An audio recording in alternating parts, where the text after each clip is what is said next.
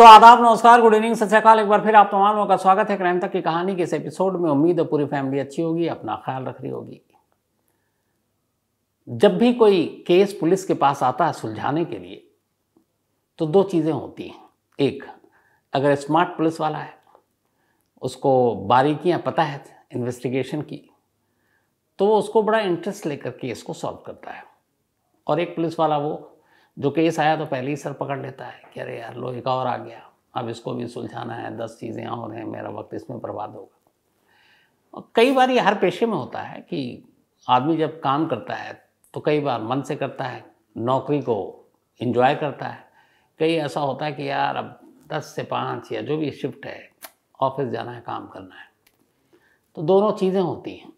जो लोग अपने जॉब को एंजॉय करते हैं वो हमेशा आगे बढ़ते हैं, और जो लोग अपने जॉब को बस जॉब समझकर निपटाते हैं कि बस इतने घंटे गुजारने हैं, तो बस वो उतने घंटे ही पूरी ज़िंदगी गुजारते रहते हैं।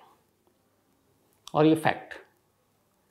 तो कई बार बहुत ज़्यादा, जो अपने देश में इतने सारी पुलिस वाले, इतने सारे थाने हैं, बहुत सारे पुलिस वालों को जानता हूँ। जब भी कोई केस आता है तो पहले ही उनका मुंह बन जाता है कि अरे ये हो गया। मैं कई अपने किस्से बता रहा हूँ कि सामने बैठा हूँ, उनसे दोस्ती है और अचानक कोई फ़ोन आया, पता चला वो केस आ गया। अरे मुझे 5 दिन बाद वहाँ जाना था, वो फंक्शन था, ये फंक्शन था, अब ये सारा गया। तो उससे ही लग जाता है कि वो बंदा उस केस को निपटाएगा कैसे। और यही वजह है कि जब केस को आप दिल से नहीं सुलझाते हैं और बस निपटा देते हैं तो फिर अदालत में उसका हश्र और अंजाम हम सब देखते हैं। अभी recently last Tuesday Nithari case का जजमेंट आया। 15-15 फांसी की सज़ा, कोहली बरी। पंढेर 3 फांसी की सज़ा, तीनों में बरी, 3 तो लोअर कोर्ट कर चुकी थी। और आज वही मोनिंदर सिंह पंढेर डासना जेल जो गाज़ियाबाद के पास है वहाँ से रिहा हो गया, क्योंकि इलाहाबाद हाई कोर्ट की रिहाई का फरमान आज जेल में पहुँचा। और दोपहर को मोनिंदर सिंह पंढेर, जो उस D5 कोठी का मालिक, जिस कोठी के अंदर 16 बच्चों के कत्ल हुए, वो पंढेर आज आज़ाद है। और तब तक आज़ाद रहेगा जब तक सुप्रीम कोर्ट में CBI चैलेंज करेगी। फिर उसका पता नहीं क्या होगा, क्योंकि 2006 निठारी हुआ था, उसके 2 साल बाद आरुषि हुआ था 2008। उसमें भी जो आरुषि के माँ बाप को CBI की कोर्ट ने उम्र कैद की सज़ा दी थी, इलाहाबाद हाई कोर्ट ने बरी कर दिया। CBI ने सुप्रीम कोर्ट में चैलेंज कर रखा है। आज चैलेंज किए हुए भी मुझे लगता है 5, 6, 8, 10 साल तो हो चुके होंगे। तो पंढेर आज़ाद है। अब देखा जाएगा, सुप्रीम कोर्ट में आराम से 10 साल निकल लेगा। तो ये जो सारे केस हैं, ये इसीलिए ऐसा होता है जब आप ईमानदारी से अपनी जांच नहीं करते। लेकिन इसको उलट भी है। कई ऐसे केस होते हैं जिसमें पुलिस अपनी जी जान लगा देती है, और उससे बड़ी भी चीज़ कि ड्यूटी के अलावा वो अपना दिमाग इस्तेमाल करते हैं। तो अकेला ये नहीं कि लाश है, कातिल नहीं, पहचान नहीं, और पुलिस को इन्वेस्टिगेट करना है। बहुत सारे ऐसे केस हैं, जैसा मैंने कहा कि अगर पुलिस वाले ढंग से करें और दिल से करें, दिमाग से करें, तो हर केस को सुलझाया जा सकता है। मुझे याद आता है ऐसे ही एक केस है, और कुकू FM के प्लेटफॉर्म पर आप भी इसे सुन सकते हैं ऑडियो बुक में। Joshi Abhyankar murder case. Joshi Abhyankar murder case Pune का ये एक ऐसा केस, ये वो केस है जो एक वक्त में पुणे के अंदर जिसने इतनी दहशत फैला रखी थी कि शाम होते ही लोग अपने घरों के दरवाजे बंद कर देते थे। कोई भी बाहर अकेला निकलने की हिम्मत नहीं करता था। और ये इतना पैनिक हुआ कि सरकार तक लोगों की इस हालत को देखकर मतलब चिंतित हो गई कि ये क्या हो रहा है। इतने खूबसूरत शहर में लोगों के अंदर इतनी दहशत है। उसी दहशत की कहानी है जोशी अभयंकर मर्डर केस, जो कुकू FM के प्लेटफॉर्म ऑडियो बुक पर है। इस ऑडियो बुक को अब तक 53,000 से भी ज़्यादा लोग सुन चुके हैं। और ख़ास बात यह कि इसकी 4.4 की टॉप रेटिंग इसे और ख़ास बनाती है। तो ये कहानी आप ज़रूर सुनिए। कुकू FM देश का बेस्ट ऑडियो शो प्लेटफॉर्म है, जिसके 15 लाख से ज़्यादा एक्टिव हिंदी पेड सब्सक्राइबर हैं। और यहाँ हर महीने 4200 घंटे के कंटेंट्स के साथ ये लगातार बढ़ रहा है। कुकू FM ऐप पर 10,000 से ज़्यादा ऑडियो बुक हैं, जिसे आप कहीं भी कभी भी सुन सकते हैं, हिंदी में सुन सकते हैं। इसमें biography, business, crime, entertainment, politics तमाम बुक हैं। क्राइम तक फैमिली के लिए इस वक्त एक खास ऑफर है। कुकू FM ऐप के पहले महीने के सब्सक्रिप्शन पर पूरी क्राइम तक फैमिली के लिए 50% डिस्काउंट है। यानी पहले महीने के लिए सिर्फ 49 रुपये में आपको 10,000 ऑडियो बुक का ऐसा खजाना मिलेगा जिसे आप जहां चाहें सुन सकते हैं और अपना ज्ञान बढ़ा सकते हैं।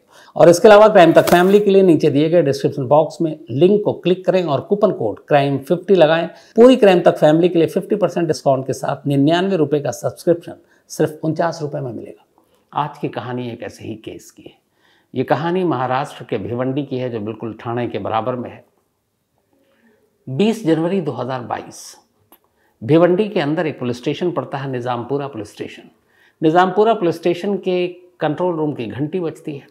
सामने से एक अननोन शख्स वो कहता है कि निज़ामपुरा इलाके में एक ब्रिज है, उस ब्रिज के नीचे एक बोरी है और उस बोरी में कुछ ऐसी चीज़ें, लगता है जैसे किसी की लाश है, क्योंकि बोरी के बाहर खून के निशान है, धब्बे। निज़ामपुरा पुलिस कंट्रोल रूम में आए इस कॉल को सुनते ही फ़ौरन उसकी टीम निकलती है, मौके पर पहुंचती है। जिसने भी फ़ोन किया था वो सच बोल रहा था, क्योंकि उसी मौके पर जहां उसने बताया एक बोरी पड़ी थी। जब पुलिस ने उस बोरी को खोला तो उसके अंदर एक लाश थी। लाश 40 साल से ऊपर किसी शख्स की थी, मेल था मरने वाला। लाश ने पूरे कपड़े पहन रखे थे, मतलब उसको कपड़े वपड़े उतारे नहीं गए थे, चेहरा भी ठीक ठाक था, मतलब उसकी शिनाख्त मिटाने की किसी ने कोशिश नहीं की थी। तो पुलिस को लगा चलो कम से कम चेहरा सलामत है, कपड़े भी हैं, तो बाकी कुछ आईडी वाईडी भी मिल जाएगा तो केस सुलझा लेंगे। लेकिन पुलिस को पहला धक्का तब लगा जब बोरी से बाहर लाश निकाल कर तलाशी ली तो उसके किसी भी जेब में ना उसका कोई फ़ोन कार्ड, ना पर्स, ना आईडी, कोई भी चीज़ नहीं, बल्कि पूरी तरह से खाली। एक आदमी है जिसकी लाश पड़ी हुई है, लेकिन शिनाख्त के नाम पे कुछ नहीं है। पुलिस ने लाश को पोस्टमार्टम के लिए भेज दिया, लेकिन लाश के जब कपड़ों की तलाशी ली गई थी तो सिर्फ एक जेब में एक कागज़ का टुकड़ा मिला था और उस टुकड़े को खोल कर देखा तो वो एक प्रिस्क्रिप्शन था, यानी एक डॉक्टर का नुस्खा। शायद कभी डॉक्टर के पास किसी ट्रीटमेंट के लिए गया हो, लेकिन वो टुकड़ा भी बेकार इसलिए कि उस पर उस पेशेंट का नाम ही नहीं था। पेशेंट के नाम वाली जो वो थी वो हिस्सा फटा हुआ था। सिर्फ एक जगह पे एक डॉक्टर का नाम लिखा था, उसके अलावा एड्रेस, फ़ोन नंबर, ये सारी चीज़ें फटी हुई थी।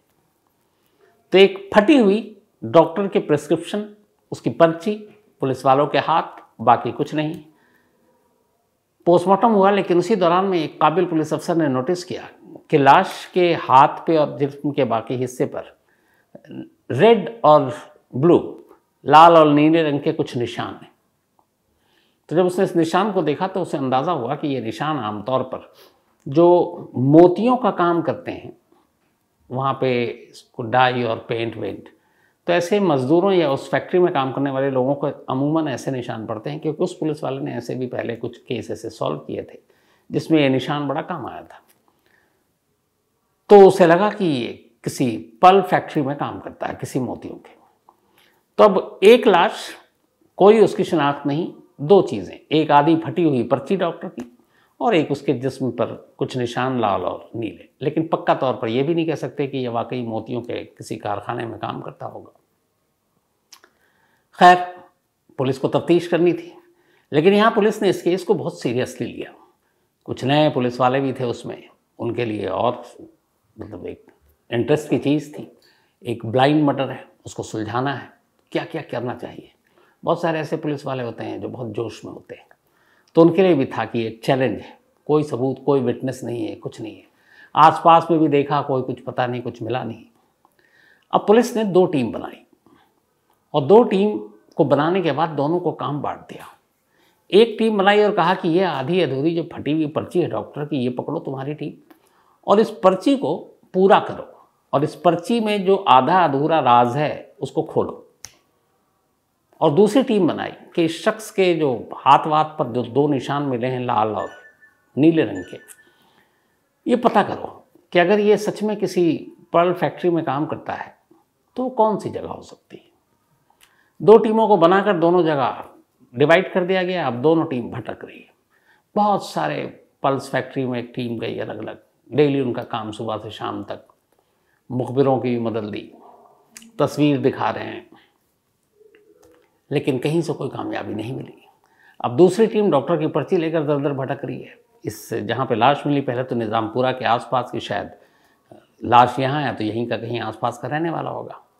तो उन्होंने वहाँ पे भी हर जगह पे दिखाई, तस्वीर दिखाई, कोई आइडेंटिटी नहीं। जब सारे लोगों से पूछताछ कर ली तब पुलिस को लगा कि कुछ मिसिंग। अब एक काम करते हैं, उन्होंने कहा कि एक टीम, उसी टीम में से 2 टीम अप कर दी और कहा एक टीम आप आसपास के जितने मेडिकल स्टोर हैं उसमें जाओ इस पर्ची को लेकर, क्योंकि डॉक्टर जब भी कोई पर्ची लिखता है तो दवा लेने के लिए आपको मेडिकल स्टोर जाना होता है, और मेडिकल स्टोर वाले जनरली डॉक्टर को जानते हैं, क्योंकि वो हैंडराइटिंग के जानते हैं किस डॉक्टर को आपने दिखाया है। और बहुत सारे मेडिकल स्टोर के साथ डॉक्टरों का भी एक तरह से कनेक्शन होता है, क्योंकि कई बार आप देखेंगे जो नामी मशहूर क्लिनिक हैं उसके आसपास मेडिकल स्टोर भी होता है, जैसे हर हॉस्पिटल के आसपास होता है। तो अब पुलिस की एक टीम दर दर हर मेडिकल स्टोर में चक्कर काट रही है पर्ची लेकर कि भाई बता दो ये किस पेशेंट का है, कौन है। हर जगह से मायूसी, क्योंकि वो आधी फटी हुई पर्ची, पूरा उसमें कुछ पता नहीं। कई दिन बीत गए, एक रोज एक हल्की सी उम्मीद जगी। पुलिस की एक टीम एक मेडिकल स्टोर में पर्ची दिखा रही थी। उस मेडिकल स्टोर वाले ने उस पर्ची को देखकर कहा कि ये फलाने डॉक्टर साहब की पर्ची है, और उसी के मेडिकल स्टोर के पास उनका क्लिनिक था। पुलिस को लगा चलो कम से कम मरने वाले की अब आइडेंटिटी सामने आ जाएगी। अब पुलिस की टीम उस पर्ची को लेकर मेडिकल स्टोर के उस शख्स के बताए उस क्लिनिक पर पहुंचती है। जब वो पहुंचती है तो देखती है कि अंदर कुछ पेशेंट है। अब डॉक्टर के पास जब पेशेंट होता तो पुलिस वाले भी फिर वेट करते हैं, तो वो बाहर वेट करने लगे। थोड़ी देर के बाद फिर डॉक्टर साहब को मैसेज मिला, उन्होंने पुलिस वालों को अंदर बुलाया। अब उन्होंने उनको पर्ची दिखाई, डॉक्टर साहब ने पर्ची देखी। उन्होंने कहा ये पर्ची तो मेरी है, इसमें कोई शक नहीं, लेकिन पर्ची किस पेशेंट के लिए मैंने बनाई मुझे याद नहीं, क्योंकि डेली दर्जनों पेशेंट मेरे पास आते हैं, और कई बार एक ही बार आते हैं, कुछ नए पेशेंट आते हैं जिनको मैं जानता तक नहीं हूँ। तो ऐसे में अब मेरे लिए बताना मुश्किल है कि ये कौन पेशेंट, और पेशेंट का उसमें नाम भी नहीं, वाला हिस्सा फटा हुआ। तो डॉक्टर साहब ने पर्ची तो एक्सेप्ट कर ली, लेकिन किसके लिए ये पर्ची काटी, कौन वो मरीज था, ये वो नहीं बता पाए। पुलिस डॉक्टर साहब के पास से बाहर निकली, लगा यार इतनी मेहनत की, इतना इंतज़ार किया, बेकार हो गया क्लिनिक तक आना। अब मायूस पुलिस वाले डॉक्टर साहब के कमरे से बाहर निकल रहे हैं। जब वो बाहर निकलते हैं तो देखते हैं कि डॉक्टर साहब के क्लिनिक के बाहर बहुत सारे पेशेंट वेट कर रहे हैं अपनी बारी का। उन्हीं में से एक महिला बैठी हुई थी। बाहर खड़े होकर पुलिस वाले बात कर रहे हैं कि पर्ची तो डॉक्टर साहब की है, लेकिन किसके नाम पे काटी पता नहीं चल रहा, बताओ कैसे उसका पता चलेगा जो मरा है। वो सारी चीज़ें आपस में बात कर रहे हैं। अब यहाँ से आगे क्या करें, बॉस को क्या रिपोर्ट दें, ये बात वो लेडी सुन रही है जो डॉक्टर साहब के क्लिनिक के बाहर अपनी बारी का इंतज़ार कर रही थी। जब उसने सुना कि एक शख्स है जिसकी एक पर्ची कटी है और वो उसका कत्ल हो गया है, लेकिन उसकी पहचान नहीं हो रही है, तो लेडी अचानक खड़ी होती है और पुलिस वाले से कहती है कि साहब हमारे मोहल्ले में एक लेडी है और उसका पति कई दिनों से गायब है और वो बहुत परेशान है। वो घर घर जाकर पूछ रही है, हमारे घर भी आई थी, हम लोग जानते हैं एक दूसरे को, और उसका कोई सुराग नहीं मिल रहा है। और वो भी जब भी उसके घर में कुछ होता है इन्हीं डॉक्टर साहब के यहाँ आती है अपना इलाज कराने के लिए, उसकी पूरी फैमिली। तो हो सकता है कि उसका पति कभी यहाँ आया हो, क्योंकि वो लोग यहीं आते थे। पुलिस वाले को लगा कि डॉक्टर साहब ने तो मायूस कर दिया, लेकिन यहाँ पे ये लेडी की एक बात खटक रही है, वो ये कि एक शख्स इसी मोहल्ले से गायब है, तो फिर पक्का कोई ना कोई सुराग मिल जाए, शायद वही हो। अब ये सोचकर पुलिस वाले ने उस लेडी का पता लिया, नाम पूछा, और वही टीम क्लिनिक से सीधे निकलकर उस बस्ती में पहुंची जिस बस्ती में रहने वाली उस महिला ने पता दिया था। वहाँ जाने के बाद पुलिस उसके घर पहुंची और उसने बताया कि एक पर्ची है, और क्या आप कभी इन डॉक्टर के यहाँ जाते हैं? उसने कहा हाँ जाते हैं। तो उसने कहा आपके पति कहाँ हैं? उसने कहा जी मेरे शौहर जो हैं वो कई दिनों से गायब हैं, हमने लोकल पुलिस में रिपोर्ट भी लिखाई है, मिल नहीं रहे हैं, पता नहीं चल रहा कि कहाँ हैं। तो अब पुलिस ने पूछा नाम क्या है? उन्होंने कहा उनका नाम अरमान शाह है और उम्र करीब होगी 46, 47 या 48 साल। अब पुलिस को लगा कि मरने वाले की उम्र भी लगभग यही है। पूछा कब से गायब है? तो उसने बताया कि वो 19 जनवरी से गायब है। फिर पुलिस का माथा ठनका कि जो लाश मिली वो 20 जनवरी को मिली है, टाइमिंग भी मैच कर रहा है। पुलिस वाले ने कहा आपको हमारे साथ चलना होगा। उन्होंने कहा ठीक है। पहले वो घबराई, पुलिस के नाम से हर कोई घबराता है, लेकिन उन्होंने कहा मैं अपने बेटे को भी ले चलूँ। पुलिस वालों ने कहा आप ले चलो। अब पुलिस वाले उस लेडी को लेकर सीधे अस्पताल पहुँचते हैं। अस्पताल में अभी डेड बॉडी रखी हुई थी। पोस्टमार्टम होने के बाद पुलिस डेड बॉडी दिखाती है, महिला देखती है और इनकार कर देती है, कहती नहीं ये मेरे शौहर नहीं है। पुलिस को लगा सब कुछ मिल रहा है, फिर यहाँ हाथ कामयाबी आते आते रह गई।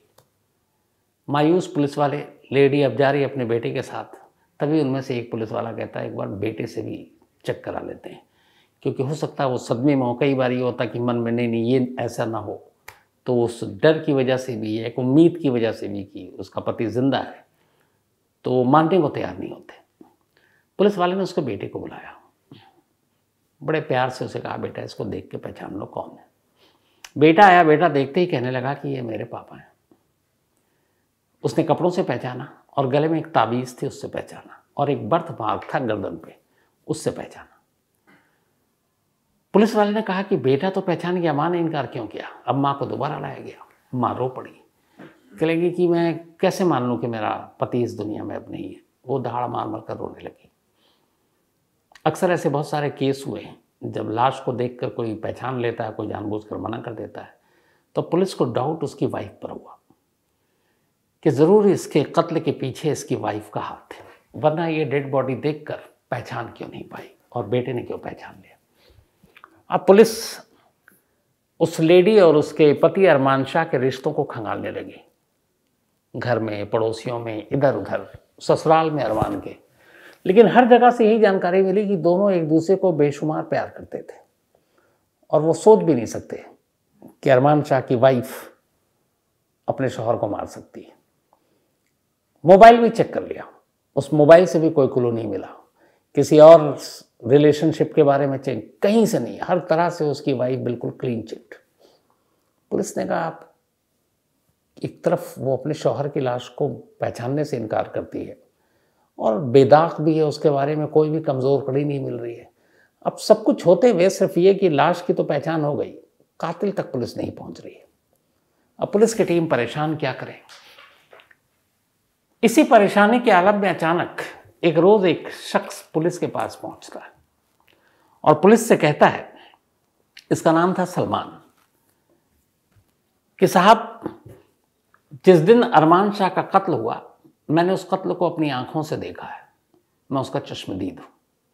अब पुलिस पहली बार खुश कि चलो अब कातिल दूर नहीं है कहीं। तो उस चश्मदीद सलमान ने बताया कि 19 तारीख की बात है, शाम का अंधेरा हो चुका था और मैं अपने घर लौट रहा था, तभी मैंने देखा कि 3 लोग अरमान को बुरी तरह से पीट रहे हैं और उसे फिर इस तरह मारा, इस तरह मारा, और मैं डर गया। मैं कोने में दुबक कर देखता रहा कि वो मुझे ना देख लें। फिर मैं अपनी जान बचाकर वहाँ से भाग आया। लेकिन मैंने पुलिस को इसलिए खबर नहीं की क्योंकि मैं ऐसे चीज़ों में और पुलिस और इन सब झमेलों में हम लोग फंसना नहीं चाहते। गरीब लोग हैं, कौन चक्कर काटे कोर्ट के, पुलिस के, और कातिलों से कौन दुश्मनी ले। तो पुलिस को यकीन हो गया बहुत सारे ऐसे लोग करते हैं। अब पुलिस खुश कि चलो एक चश्मदीद मिल गया। अब उन्होंने कहा कि चलो तुम उन तीनों का स्केच बनवाओ जो कातिल है। अब सलमान उन तीनों नामालूम कातिल का चेहरा बनवा रहा पुलिस से।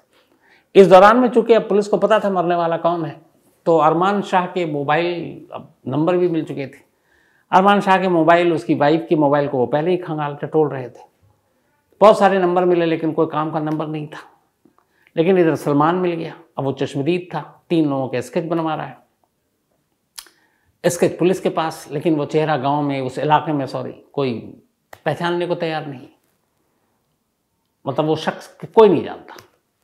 पुलिस को लगा ये क्या है, ये चश्मदीद बताया। कई बार ये भी होता है कि आर्टिस्ट ठीक नहीं होते, चेहरा ठीक नहीं बनता है। अब पुलिस फिर परेशान। अब वो फिर से मोबाइल के कॉल डिटेल पे जाते हैं, क्योंकि अब तक वो बीवी को शक के घेरे में रखकर सारी जांच कर रहे थे, उस हिसाब से नंबर देख रहे थे। अब उन्होंने दोबारा सारे नंबरों को चेक करना शुरू किया, उनमें से कुछ नंबर जो है जान पहचान के मिले, उनसे बात हो गई। एक नंबर पर पुलिस के आके नजर रुक गई। जब उन्होंने उस पर कॉल किया तो दूसरी तरफ से जो फोन कॉल था वो उसी चश्मदीद ने उठाया, यानी सलमान ने, जो पुलिस को यह कह रहा था कि 19 तारीख को उसने कत्ल होते हुए देखा। अब अरमान शाह के मोबाइल पर सलमान का फ़ोन नंबर है, सलमान फ़ोन उठा रहा है और उससे बहुत बार बात हुई है, और पूछताछ के दौरान सलमान ने कभी ये बात खोला नहीं। अब पुलिस ने जब तफ्तीश की तो पता चला कि अरमान ने जिस तरीके से अपनी गवाही में जब बताया कि मैं चश्मदीद हूँ, कत्ल होते हुए देखा है और वो ऐसे और ऐसे ऐसे मार रहे थे, पोस्टमार्टम रिपोर्ट में ठीक उसका उल्टा था। पोस्टमार्टम रिपोर्ट में जिस तरीके से सलमान ने कहा कि उसको मारा गया, उसमें था ही नहीं कि वैसे मारा गया। उसका गला घोंटा गया था, उसको रॉड से मारा गया था, जबकि ये बता रहा था कि उन्होंने डंडे से मारा, हाथ से गला घोंटा और ये सारी चीज़ें। तो पुलिस को लगा कि ये जो कहानी सुना रहा था कत्ल की, उसमें बहुत लोचा है और पोस्टमार्टम रिपोर्ट की कहानी बिल्कुल अलग है। अब पुलिस को सलमान पे डाउट हुआ, उन्होंने सलमान को उठाया। इसके बाद सलमान की अच्छी खातिरदारी की। फिर सलमान ने मुंह खोला। जब सलमान ने मुंह खोला तो दो और लोग सामने आए। फिर वो दो और आए और उन दोनों ने कहानी सुनाई। तो दरअसल सलमान ने एक चीज़ सच कहा था कि उस रात 3 लोगों ने मिलकर कत्ल किया था अरमान शाह का। बस एक चीज़ झूठ बोला था, उन 3 में से एक वो भी था। तो अब तीनों सामने आ गए, कहानी खुल गई, वजह सामने आने बाकी थी, तीनों ने वजह भी बता दी। इसमें से अरमान शाह और ये 2 लोग बाकी जो थे, तीनों दोस्त थे, लेकिन इनमें से एक सलमान को ये शक था कि अरमान शाह और उसकी वाइफ के बीच में कुछ रिश्ते। बस इसी शक के बिना पर एक रोज़ उसने शाम के अंधेरे में अपने 2 दोस्तों को पहले तैयार किया और बताया कि ऐसी ऐसी बात है। तो उन्होंने कहा कि जब ऐसा है तो फिर इसे मार डालो। और एक छोटी सी बात जो मतलब पुख्ता भी नहीं थी कि वाकई ये सच है कि नहीं, तीनों ने धोखे से शाम को बुलाया और बुलाने के बाद अरमान शाह का कत्ल कर दिया। और उसके बाद ये कहानी गढ़ी। अब सलमान से पूछा गया कि अगर तू ये ना बनता, चश्मदीद सामने ना आता, तो सीन में नहीं होता, तो तू सामने क्यों आया चश्मदीद की कहानी लेकर? उसने कहा एक्चुअली 2 चीज़ें करना चाहता था मैं। एक कि अगर मैं चश्मदीद बन के पुलिस की मदद करूंगा तो पुलिस मेरी तरफ से सारा ध्यान हटा देगी, वो मेरे बारे में तो सोचेगी ही नहीं।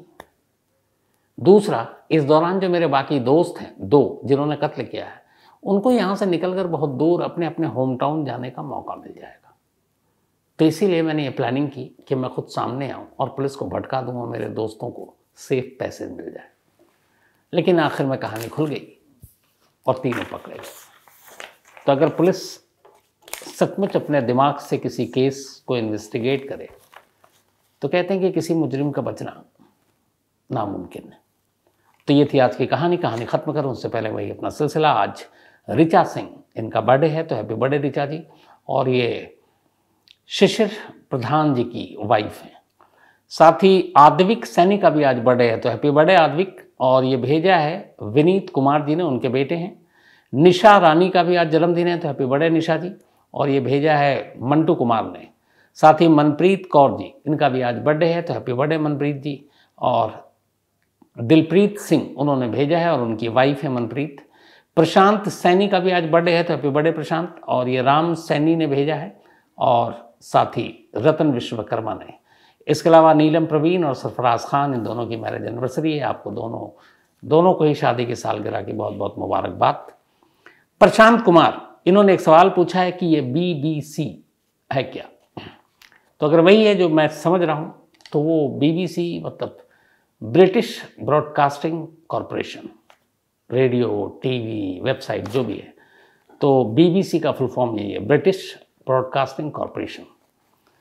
संतोष कामत ये पूछते हैं मेरे बारे में कि जब आप कहानी सुनाते हैं तो आपकी आवाज़ बड़ी दबी होती है, बड़ी आराम से तसल्ली से सुनाते हैं, लेकिन जब आप शो करते हैं आज तक पे कोई भी, चाहे वो वारदात और बाकी, तो उसमें आपकी आवाज़ बहुत ज़्यादा ऊंची और बुलंद होती है।